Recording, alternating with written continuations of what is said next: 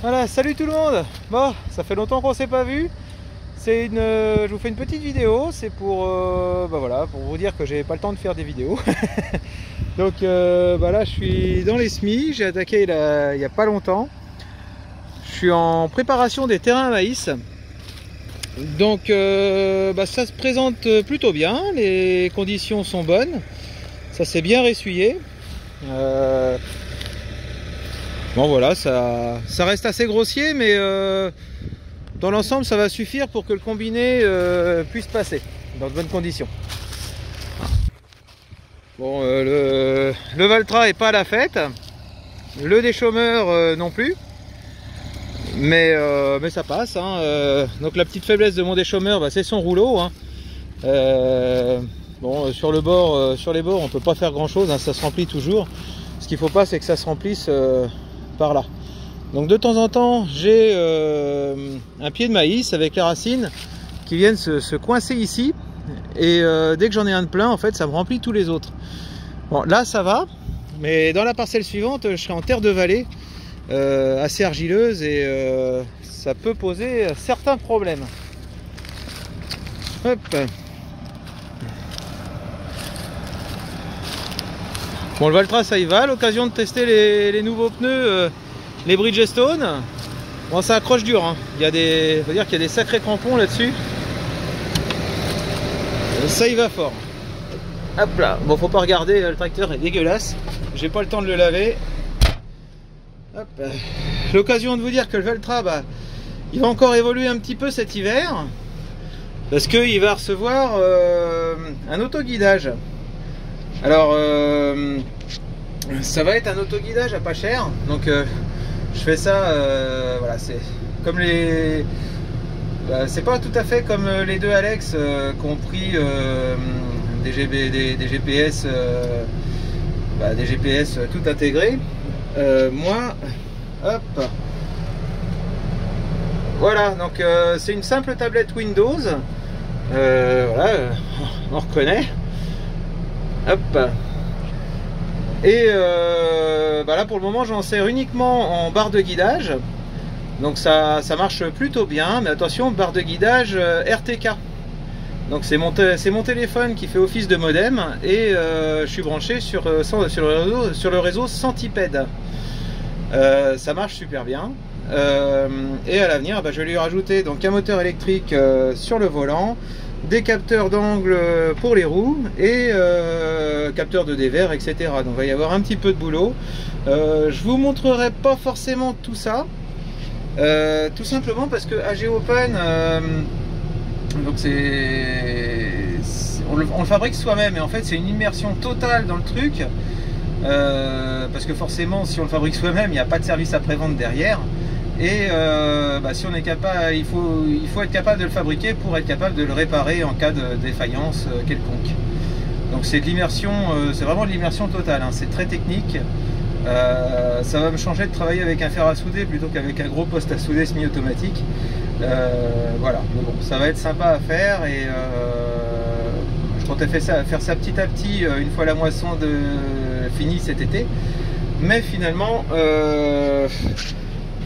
j'ai plutôt choisi d'attendre l'hiver pour m'y mettre une bonne fois. C'est quand même mieux que de s'y remettre petit bout par petit bout, et puis se replonger dedans à chaque fois. Hop. Allez, c'est parti.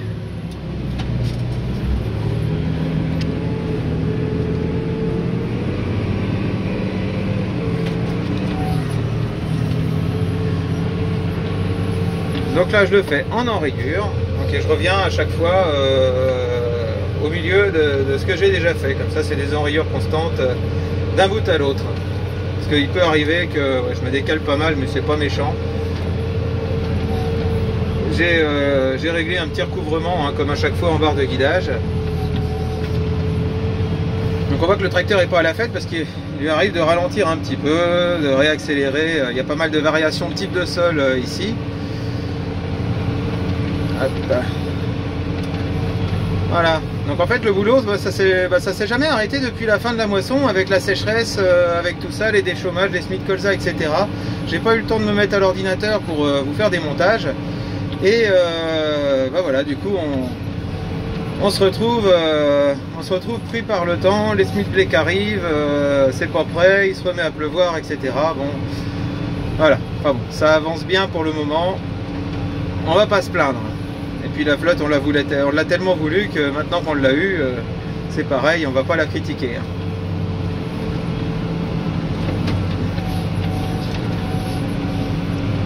Bon là, je me sers pas du boost, hein, j'ai pas besoin. Je travaille à 15 cm. Donc c'est pas encore trop tirant, ça va.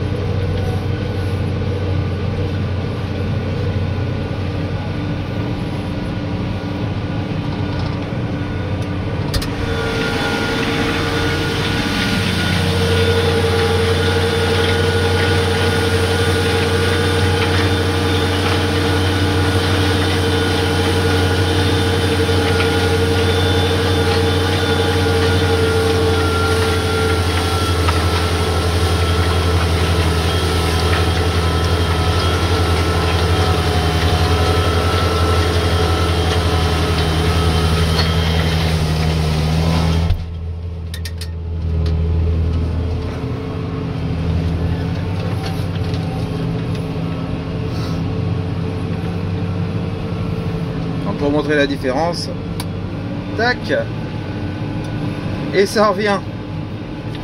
Mais bon, pour si peu, on va pas le mettre en permanence, ça sert à rien.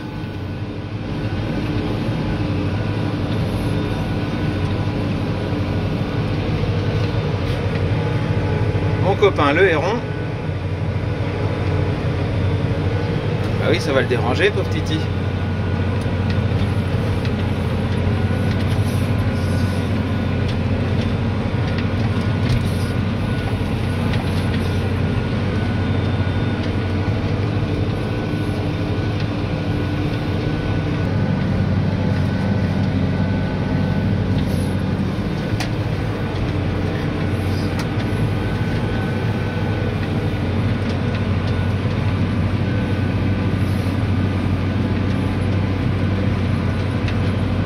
Là, je suis dans le trajet retour de mon enrayure et comme ça je repartirai quelques passés plus loin par là pour faire le champ d'un bout à l'autre. L'objectif étant de le finir ce soir pour pouvoir mettre le semoir demain ici au même endroit.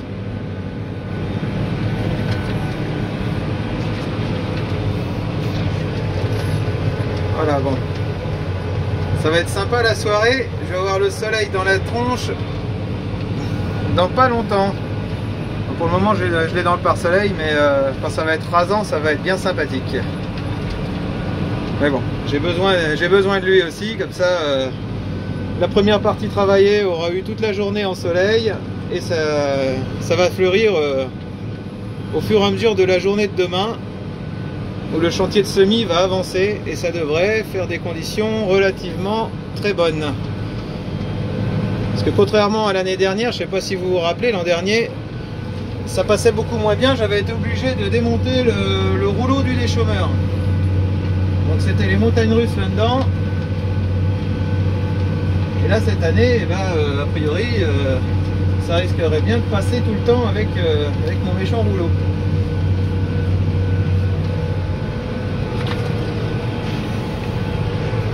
Donc le déchaumeur aussi, il va évoluer. J'ai racheté des rouleaux barres. Ça fait déjà un petit moment que je les ai achetés. J'ai commencé à les préparer. Il y en a un de prêt, pas le deuxième. Donc ça va venir. Et je surveille en même temps mon GPS. Et j'espère bien avoir le temps de bricoler ça cet hiver. Je pense qu'un méchant rouleau bar de base, ça ira quand même mieux que cette espèce de rouleau là, au moins pour la partie maïs. Pour le céréales, ça va pas changer grand chose parce que le rouleau sillonneur, j'ai déjà ça sur le déchaumeur à disque. Et j'ai pas besoin d'avoir deux déchaumeurs avec le même type de rouleau. Voilà pour les petites nouvelles. Donc il y aura une vidéo sur une courte vidéo sur la moisson du maïs. J'ai quand même eu le temps de sortir un petit peu la caméra. Il n'y aura pas de vidéo sur les semis de blé. Hein. Voilà, ça va être comme l'an dernier. Voilà. Bon bah sur ce, je vais vous laisser avec quelques images du Dutz au semis quand même. Hein. Ça va faire un petit peu comme ça, on va en parler un petit peu quand même des semis.